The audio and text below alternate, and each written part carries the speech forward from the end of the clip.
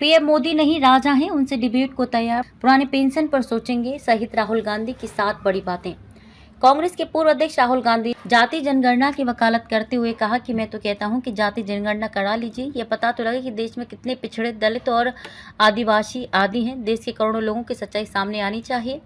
PM देश को super power बनाने की बात करते हैं, बिना 90% लोगों के क्या 10% आबादी से सुपर पावर बनाएंगे। राहुल बोले, पीएम कहते हैं कि संविधान को खत्म नहीं करेंगे। सीबीआई ईडी का राजनीतिक प्रयोग करना, लोकतंत्र पर आक्रमण करना, सभी संस्थाओं में आरएसएस के लोगों को रखना, नोटबंदी कर करोड़ों की जिंदगी बर्बाद करना, सेना में अग्निवीर योजना लागू करना, यही संविधान पर हमला और उसको खत्म करना है। लखनऊ के इंदिरा गांधी प्रतिष्ठान में शुक्रवार को समृद्ध भारत फाउंडेशन की ओर से आयोजित कार्यक्रम में राहुल ने कहा कि राजनीति में 2 तरह के लोग होते हैं, एक जो सुबह से शाम तक सत्ता के लिए दौड़ते हैं, सच्चाई नहीं स्वीकार करते हैं, बस किसी भी तरह सत्ता में आ जाएं इसी में लगे रहते हैं। दूसरे वे लोग होते हैं जो सच्चाई सामने दिख रही है उसको स्वीकार करते हैं। अम्बेडकर, गांधी, बुद्ध, पेरियार ने यही कहा हिंदुस्तान के लोगों को छोटे छोटे खांचे में बांटा। राहुल गांधी ने कहा कि पैदा होने से पहले आपका भविष्य तय हो जाता था, आपकी योग्यता, क्षमता, काम को नहीं देखा जाता था। हिंदुस्तान के लोगों को छोटे छोटे खांचे में बांट दिया जाता था। आप छुओगे नहीं, आप जमीन नहीं खरीद सकते। करोड़ों अरबों लोगों ने ऐसे अपनी जिंदगी जी है क्योंकि लोगों ने सच्चाई नहीं स्वीकार की।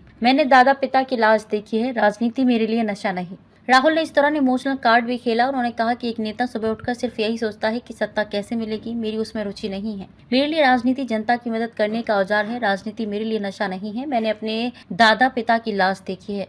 कोई नेता सुबह उठकर सूट बूट पहनकर वीडियो बनाता है। मैं स्पष्ट हूं कि मुझे 90% लोगों को भागीदारी दिलानी है। उन्होंने खुद को ईडी द्वारा पूछताछ के लिए बुलाए जाने पर कहा कि मैं वहां गया था ताकि यह देख सकूं कि लोकतंत्र की हत्या कौन कर रहा है। मैं सोच रहा था कि मेरे परदादा ऐसी जेल में 12 साल रहे थे तो मुझे भी 10 साल रहना चाहिए। राहुल गांधी का कार्यक्रम शुरू होते ही ठाकुरगंज की 7 साल की बच्ची जैनब अली मंच पर एक पोस्टर लेकर पहुंच गई। इसमें लिखा था, मक्का और मदीना जाके राहुल मामा के लिए दुआ की है, मुझे अपने मामा राहुल गांधी से मिलना है। राहुल ने इसे पढ़ा और बच्ची को गले लगाया। बच्ची ने राहुल गांधी को अपना ख्याल रखने को कहा। जैनब की मां जहां आरा ने बताया कि 11 जनवरी को हमने मदीना जाकर राहुल गांधी के लिए दुआ की है। मैं और मेरा परिवार लंबे समय से पार्टी से जुड़े हैं।